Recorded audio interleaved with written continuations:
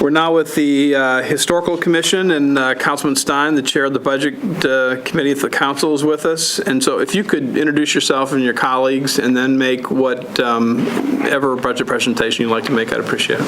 Thank you, Mayor. And Deputy Mayor Highnote and Director Riebling, we appreciate this opportunity. I'd like to introduce our Administrative Assistant, Yvonne Ogren, and the members of both the Metro Historical Commission and Metro Historic Zoning Commission that are here with us. And they're Dr. Bill McKee, the chair, Bob Allen, Clay Bailey, Manate Bell, Lula Brooks, David Curry, Don Cusick, Jim Hubler, Lynn Maddox, Mark Rogers, Linda Wynn, former Councilman Jim Forcum, Aaron Kelberg, Rose Cantrell, and Vice Mayor George Cate. And I wanted to start out by saying how much both commissions and I really appreciate the support your administration's given us over the years. In the past year, the Metro Historical Commission has been proud of its accomplishments. We've sponsored our 3rd annual Old House Fair and co-sponsored the 33rd annual African American History and Culture Conference with Tennessee State University, both of which had record attendances. We held our 38th annual Preservation Awards program. We approved and installed 5 new historic markers and approved a nomination to the National Register of Historic Places for the Tennessee State Supreme Court building. We've completed a historic structures report for Fort Negley with the help of Metro Parks, and we've worked with Dr. Carol Busey, the Davidson County historian, to set up a framework for the Nashville Online Encyclopedia. We sponsored more than 24 history programs and tours throughout the year, including our Lunch and Learn series held at Fort Negley's Visitor Center. And working jointly with Metro Parks, we've created a nonprofit Friends group for Fort Negley and completed a master plan and interpretive plan for the reconstruction of Fort Nashboro. We continue to work with Metro agencies to evaluate and protect our county's historic resources, most visibly through the Metro Planning Commission's 2040 General Plan Update, the Metro Development Housing Agency's Redevelopment District Design Review process, and through capital improvement projects with Metro Parks, General Services, Public Works, and Metro Schools.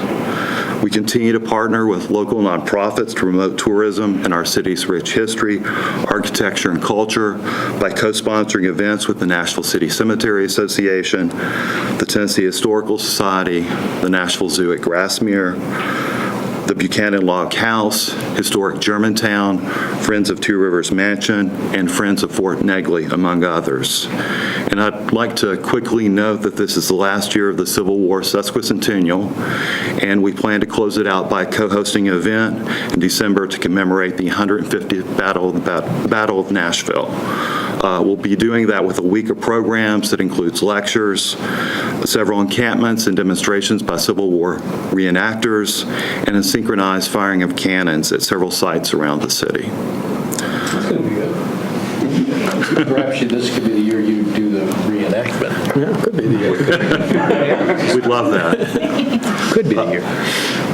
Moving on to the budget, we're anticipating several challenges for the department due to lack of funding and staff. Over the last several years, our workload has significantly increased, not only due to the work and expanded programming of the Metro Historical Commission, but also due to the popularity of historic zoning, a tool that manages growth while protecting our city's unique architectural character.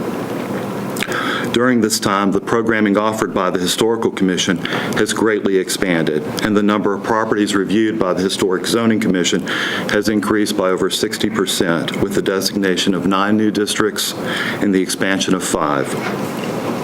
In addition, the number of projects reviewed and permitted has increased by 80%. Although we continue to look for ways to reduce cost and work more efficiently, the turnaround for review and permitting of work is being impacted by this increased workload.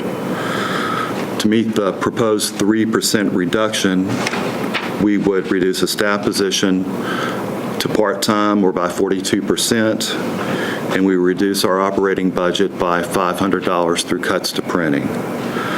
To close, as always, we continue to look for ways to reduce cost and work more effectively while providing quality service to residents as we work to preserve our history, our neighborhoods, and our significant places. Thank you. The improvements you have listed is 19,600. What does that represent? The sesquicentennial. Yes, it's both It's for, not reoccurring, so it comes out and comes back in. it is, 10,000 of it is for the sesquicentennial, this being the last year of it, and the rest is for printing. A little utility, I think a little. Continuing Yes. education, It's utilities. it's office stuff, I think of it, yeah. Yeah, and, okay. All right, and could you talk a little bit about, I guess, for the viewers, explain what the Nashville Encyclopedia is and tell us how that's going? Well, I'm sorry that Dr. Busey couldn't be here because she would do a great job of that, but she's teaching class this morning and she wanted to be here. It really is comparable to what the state did, the Tennessee Historical Encyclopedia. It was a printed version, but it's also an online version.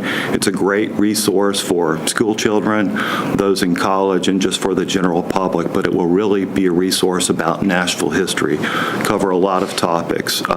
We're actually starting by using John Edgerton's book that covers the history of Nashville and pulling out some key events, people, and places and that, and using that to get it launched. We hope to do that early next year.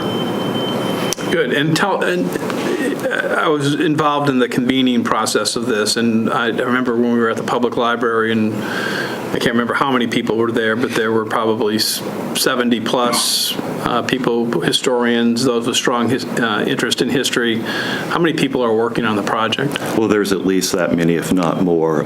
More volunteers have come forward.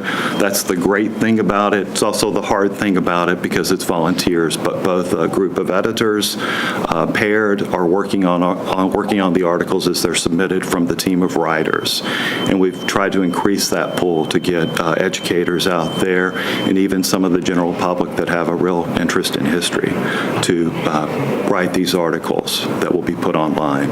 And I have to thank the Nashville Public Library and Ken Oliver because they're helping with pulling all the images that will go with those entries in the encyclopedia. And they've begun to do that.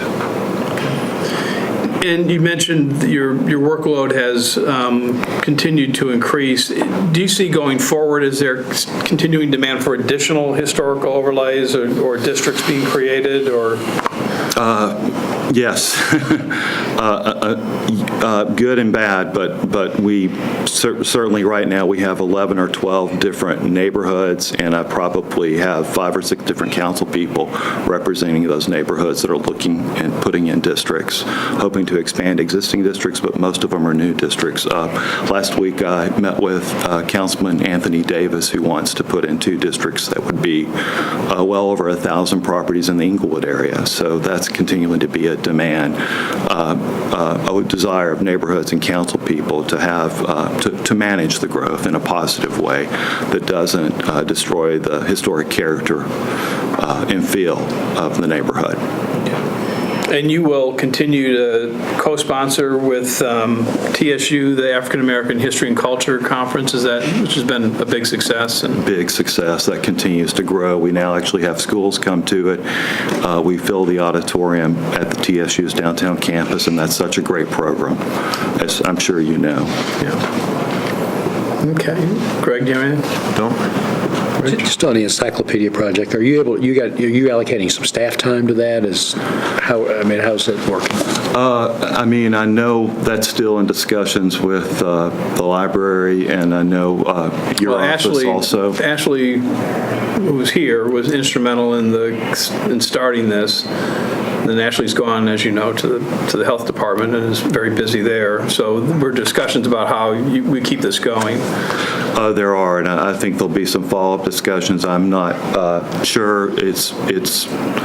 We're certainly spending a lot of staff time on it. 2 people are spending a quarter and almost half their staff time currently trying to get it set up and moving forward by helping monitor both the writers and the editors, and we're doing all the copy editing in the office. And of course, we're working with IT also, who will be uploading the articles.